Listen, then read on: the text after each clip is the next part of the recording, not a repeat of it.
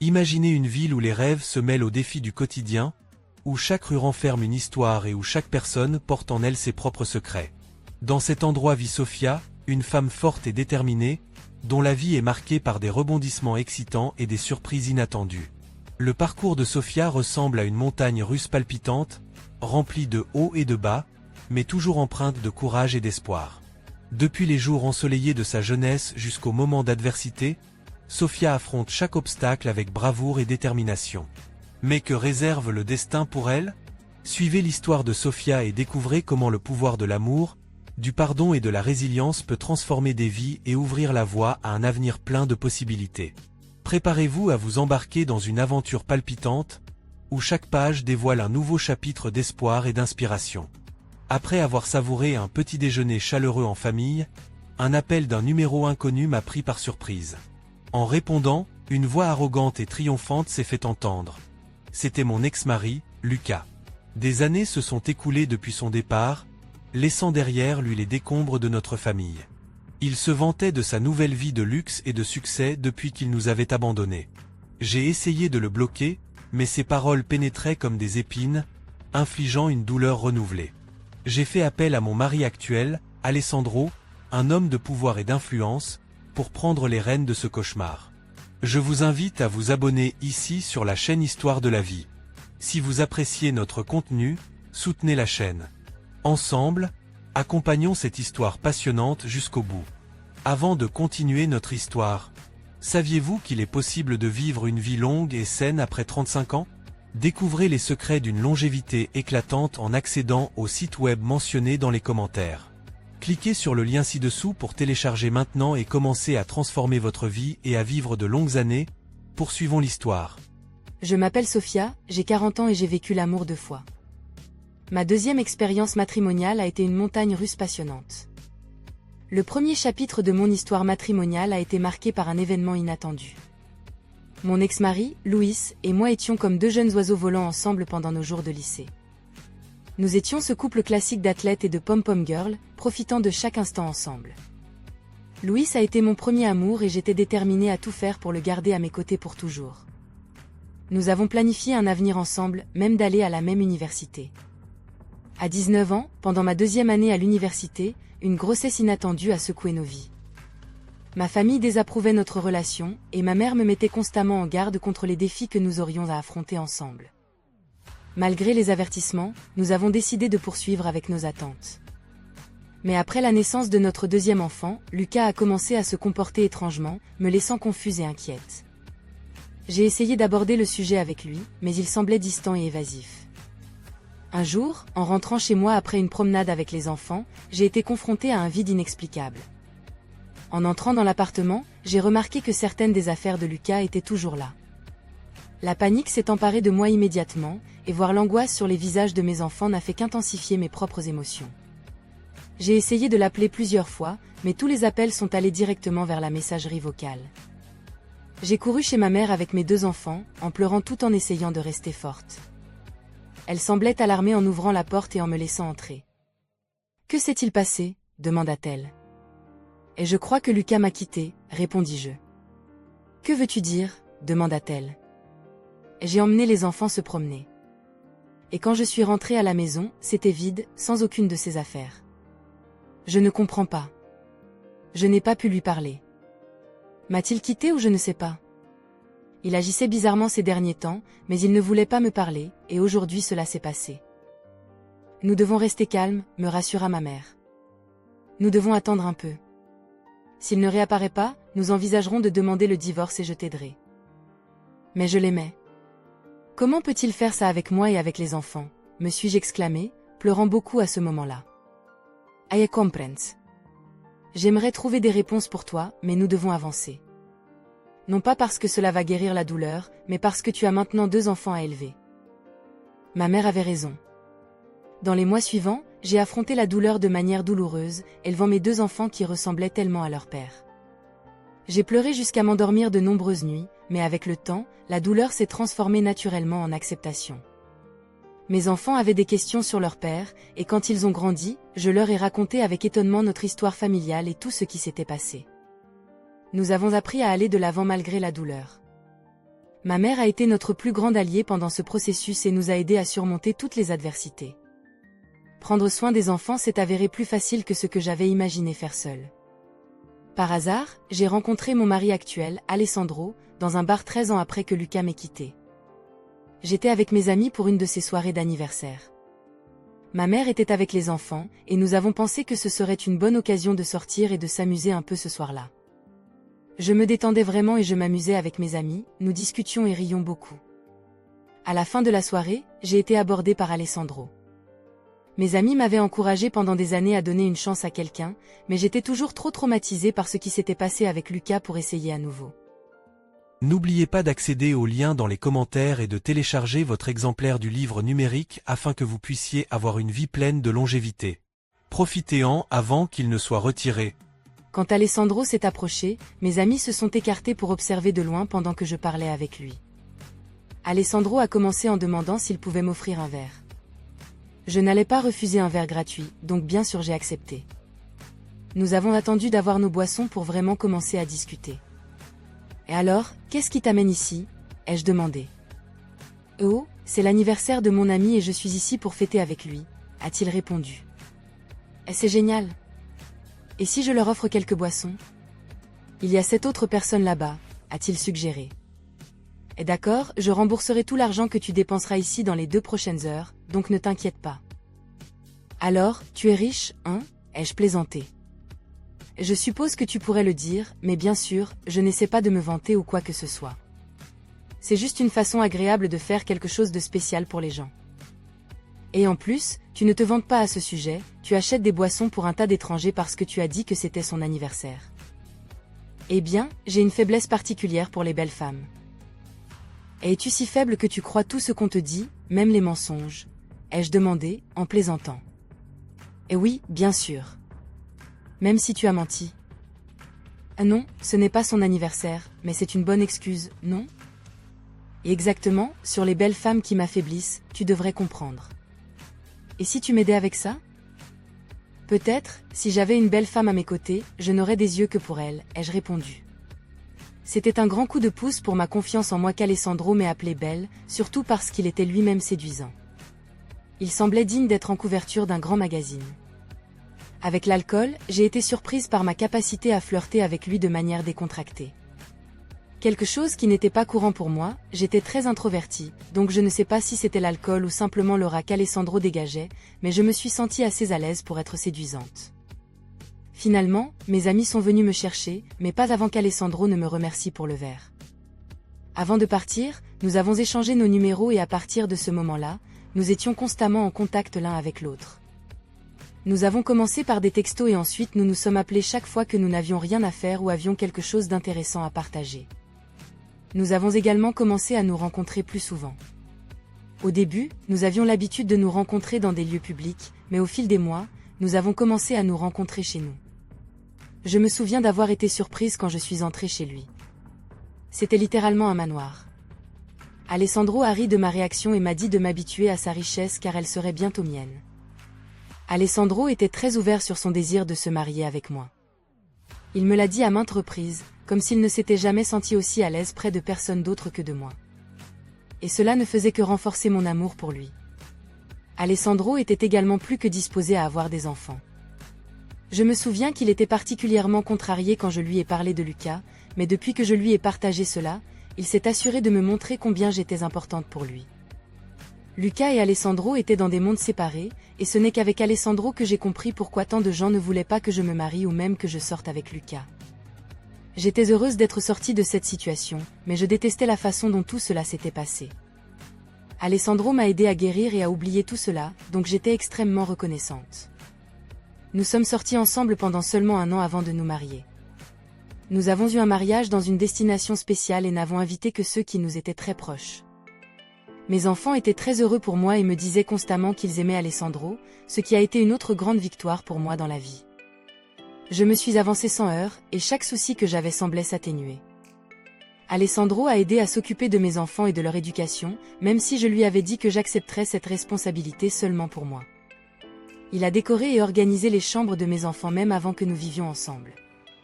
Alessandro a fait tout ce que Luca n'a pas fait, et bien plus encore, ce qui a été un véritable point de guérison pour ma petite famille. C'est ainsi que notre famille a grandi à partir de ce moment-là. Alessandro et moi avons eu un enfant à nous, mais il n'a jamais traité mes enfants différemment. 1 an après notre mariage, mes enfants ont demandé qu'il les adopte légalement, ce qui a une fois de plus été un tournant pour notre famille. Après être devenue une grande famille, nous avons fait tout ce que font les familles, sortir manger, partir en vacances et faire des activités amusantes, entre autres. Ma carrière marchait bien, et Alessandro, eh bien, son entreprise marchait également incroyablement bien. Il n'y avait rien de mal dans ma vie jusqu'à ce qu'un jour, sans prévenir, je reçoive un appel d'un numéro inconnu. De l'autre côté, j'ai entendu « Sophia, qui est à l'appareil ? Tu ne me reconnais pas ? C'est moi, Lucas. Comment as-tu obtenu mon numéro ? Je viens juste de le retrouver et j'ai pensé t'appeler pour voir comment la vie te traitait. Eh bien, depuis que tu m'as quitté, tu veux le dire explicitement, ai-je répondu. Et allez, Sophia, nous avions beaucoup de problèmes, et toi et moi savons que nous nous serions quand même divorcés, que tu le veuilles ou non. Prendre soin d'une femme et de 2 enfants est devenu un trop gros fardeau pour moi. Rester avec toi aurait nui à mon avenir. Ces mots ne m'ont pas surpris car un homme qui abandonne sa famille est capable de tout, ai-je continué, mais alors, tu as simplement choisi de partir sans dire un mot. Eh bien, je voulais éviter tout le drame émotionnel. Alors j'ai fait ce que j'avais à faire. Tu es un travail difficile, un travail très enrichissant. Tu sais combien ça m'a fait de bien de te quitter ? Je te jure que c'était la meilleure décision de ma vie, a-t-il affirmé. Tu es sérieux, Luca ? Oui, je me suis mariée avec une femme très riche qui avait des enfants, mais j'étais prêt à passer outre pour son argent. Je vis mon rêve absolu. Ou alors tu as abandonné les enfants dont tu avais besoin pour être père pour aller vers quelqu'un d'autre. Les enfants, il faut faire ce qu'il faut, n'est-ce pas ? S'il te plaît, Lucas, ne m'appelle plus. Je n'ai pas besoin de tes paroles stupides. Fais-moi une faveur à moi et aux enfants. Adieu, lui dis-je, choqué par l'audace pure de cet homme sans cœur de m'appeler juste pour se vanter de sa nouvelle vie riche. Bien sûr, une partie de moi voulait continuer la conversation avec lui juste pour découvrir où il était, juste pour aller le frapper, mais en même temps j'étais tellement submergée par tant d'émotions différentes que je pouvais à peine penser clairement. Après avoir raccroché, j'ai ressenti tellement de douleur, pas pour moi, mais pour mes enfants. Mes pauvres enfants ont grandi dans les meilleures parties de leur vie sans un père qui était trop occupé à être beau-père des enfants de sa nouvelle femme. Je savais qu'il luttait, mais à quoi pouvais-je m'attendre ? Nous venions à peine de terminer le lycée quand nous avons eu notre premier enfant. D'où aurions-nous sorti de l'argent nous-mêmes ? En même temps, je ressentais du dégoût pour lui. Il était la définition classique d'un vampire émotionnel. Clairement, il n'était pas intéressé à prêter attention à quelqu'un à moins qu'ils aient quelque chose à lui offrir. J'ai décidé de bloquer son numéro car je ne voulais plus avoir affaire à lui. Cette étape de ma vie avait été suffisante. Je n'ai jamais voulu la revivre. J'ai raconté cela à Alessandro plus tard ce soir-là, et bien qu'il fût compréhensiblement contrarié, il était également heureux que j'ai bloqué le numéro de Lucas. Nous avons décidé de passer à autre chose à partir de là. Environ une semaine plus tard, j'ai reçu un appel d'un autre numéro inconnu. C'était encore Lucas. À ce stade, je commençais à être frustrée. Il appelait à nouveau pour se vanter de sa vie de luxe, racontant sur la nouvelle et coûteuse voiture qu'il venait d'acheter et comment ses enfants excellaient à l'école. Cette fois, je n'ai pas fait semblant d'être polie et j'ai répondu « Ah, c'est bien que tu ailles bien. Maintenant tu peux faire ce qui est juste et payer toute la pension alimentaire en retard de toutes ces années à tes enfants. » Je ne dépendais pas de l'argent de Lucas, mais il devait compenser d'une manière ou d'une autre pour tout ce temps, et il l'a fait en ayant l'audace de se vanter autant après tant d'années, et évidemment, il a décidé de le refaire. Eh bien, Sophia, après tout ce temps, tu as encore besoin de moi. Tu aurais dû apprendre à te relever et à gagner ton propre argent, m'a-t-il dit, incroyablement malin, mais cela ne m'a pas surpris. Et j'ai commencé à rire au téléphone et j'ai répondu, c'est incroyable comme même avec tout. Cet argent supposé, tu décides de ne pas assumer tes responsabilités. Tu n'es pas parti par manque d'argent, mais par manque de caractère. J'ai simplement raccroché. Cela ne l'a pas arrêté, il a continué à appeler toutes les semaines après cela pour me raconter tous ses achats coûteux. J'ai continué à bloquer chaque numéro d'où il appelait, mais il semblait qu'il utilisait toujours différents numéros pour m'appeler. Et à un moment donné, j'ai arrêté de répondre, alors il m'appelait simplement souvent. Il semblait qu'il tirait une sorte de plaisir malsain de me déranger autant. Un jour en particulier, j'étais au travail et j'étais stressée quand Lucas m'a appelé. Et tu ne peux pas simplement me laisser tranquille. Allez, je répare le temps perdu. Eh bien, tu es en retard de quelques années, les enfants s'en fichent, et moi aussi. Laisse-moi tranquille, lui ai-je dit. Tu sais? Tu adores ça, Sophia. Je ne veux vraiment rien entendre sur toi ou ta nouvelle vie. Pourquoi es-tu jalouse? Je vis la vie que tu ne pourras jamais vivre. Je veux dire, je viens d'être promue chez Digidom, l'une des meilleures entreprises médiatiques. J'étais furieuse et irritée, mais quelque chose qu'il a dit restait dans ma tête. J'étais tellement en colère que je ne pouvais pas y penser à ce moment-là, donc je l'ai laissé passer. Quand je suis rentrée chez moi, j'ai réfléchi à ce que Lucas avait dit qui m'avait contrariée, et j'ai réalisé qu'il avait mentionné travailler pour Digidom, l'une des meilleures entreprises médiatiques. Je devais lui donner raison là-dessus, car ils étaient responsables de recruter certains des influenceurs et journalistes les plus talentueux de notre ville. La raison pour laquelle j'y pensais toujours, c'est qu'Alessandro est le directeur général et fondateur de l'entreprise. Lucas travaillait pour mon mari. Je n'arrivais pas à y croire. L'univers se mettait en place pour moi.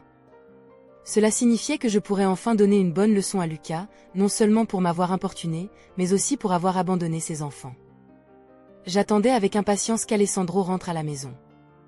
Quand il est arrivé, je lui ai tout raconté sur ce qui s'était passé pendant la journée. Qu'est-il arrivé? Pourquoi as-tu l'air si agitée, Sophia? Demanda-t-il. Rien, il ne s'est rien passé. J'ai juste découvert quelque chose d'important, ai-je répondu. Eh ah, quoi donc? Oh alors, Lucas a encore appelé. Cet individu qui ne mérite même pas d'être appelé une personne. Je jure que si j'avais un moyen de le coincer, je le frapperais. Eh bien, tu pourrais être plus proche que tu ne le penses. Ah non, que veux-tu dire? Eh bien, il m'a appelé aujourd'hui pour se vanter de sa grande promotion chez Digidom. Et veux-tu dire qu'il travaille dans mon entreprise? Eh oui, au début, je ne pouvais m'empêcher de penser que le nom de l'entreprise me semblait très familier, puis j'ai réalisé. Te souviens-tu vraiment de l'entreprise que j'ai créée? Et écoute, j'étais tellement en colère que je ne me souvenais pas du nom. Laisse-moi souffler, je plaisante. De toute façon, que ferais-tu? Tu le licencierais? Absolument. Mais avant cela, je pensais s'il y avait un moyen de l'humilier définitivement. Qu'en penses-tu, Je ne le licencierai pas, je l'humilierai de la pire manière possible. Avec ça, nous avons commencé à planifier le meilleur plan de vengeance que Lucas regretterait jusqu'au dernier jour de sa vie. Nous avons décidé d'attendre quelques semaines de plus avant de mettre notre plan à exécution. Un grand événement était prévu dans 2 mois. Par chance, Lucas était au courant. Plusieurs personnalités importantes allaient être présentes, et nous allions ternir sa réputation. Dans les semaines suivantes, j'ai pu répondre à tous les appels de Lucas sans frustration ni colère. Juste savoir que j'avais le plus grand avantage suffisait à me faire sourire alors que j'entendais parler de sa richesse et de mon manque. Mais cette fois, j'ai fait en sorte que Lucas le sache. Alors que j'étais assise sur le trône, Alessandro m'avait acheté cette belle et coûteuse robe, et c'est ce que j'ai porté. J'ai attendu dans la voiture jusqu'à ce qu'Alessandro m'appelle, car nous ne voulions pas que Lucas me voie ni m'entende. Je suis entrée seulement quand Alessandro a commencé son discours, où il a parlé de vouloir présenter sa femme pour la première fois. Je suis montée sur scène, et là était Lucas. J'ai vu son visage se décomposer et pâlir en me voyant. Je lui ai souri en passant. Il a pris un mouchoir pour essuyer la sueur sur tout son visage. Ensuite, Alessandro a commencé à me complimenter et à parler de l'impact que j'avais eu sur lui au cours des 7 dernières années et de la façon dont il avait été heureux d'élever mes enfants avec moi. Avec tous les compliments qu'Alessandro faisait, j'ai vu Lucas transpirer encore plus. J'ai souri avec fierté. La foule applaudissait pour moi, et ensuite le discours d'Alessandro a pris une autre tournure. Il a commencé à parler du harcèlement que j'avais subi récemment de la part de mon ex-mari. Il a raconté à la foule comment mon mari m'avait abandonné, moi et mes enfants, pour être le père des enfants d'une autre femme, juste parce qu'elle était riche. Mais l'univers avait d'autres plans pour lui, car il travaillait pour la même entreprise. La foule était surprise et commençait à murmurer, voulant savoir qui pouvait être mon ex-mari. Alessandro leur a demandé de se calmer et a dit qu'il révélerait qui c'était. Lucas regardait toujours vers la sortie, mais maintenant il savait que ce n'était même pas Alessandro qui aurait besoin de révéler qui c'était, car il le ferait lui-même. Alessandro a ensuite pointé Lucas du doigt et a dit à tout le monde que c'était lui. La foule a de nouveau explosé en apprenant qui il était. Lucas semblait sur le point de partir, mais Alessandro n'en avait pas fini. Il a dit à tout le monde qu'il avait des preuves de tout cela et a commencé à les présenter. Lucas s'est arrêté en entendant tout ça. Alors, Alessandro a annoncé que, en raison de tout ce que Lucas m'avait fait subir, il ne travaillerait plus dans son entreprise. La foule a applaudi Alessandro debout, et moi alors que nous sortions de la scène. Lucas a été escorté hors de l'événement, et le reste s'est bien passé. J'avais pris ma revanche, et rien n'était plus doux que de voir la défaite de mon ex-mari. Alessandro et moi continuons à prospérer ensemble, et nos enfants sont devenus de merveilleux adultes. Ma vie est de nouveau sur les rails, sans problème, et je ne suis plus stressée à cause de Lucas. Enfin, je me suis vengée et je me sens beaucoup plus légère qu'il y a longtemps. J'ai adoré pouvoir partager mon histoire ici sur la chaîne Histoire de la vie, qui m'a beaucoup soutenue en m'entendant. Mon histoire a été très compliquée pour moi, et je sais que de nombreuses femmes ont également vécu quelque chose de similaire dans leur vie.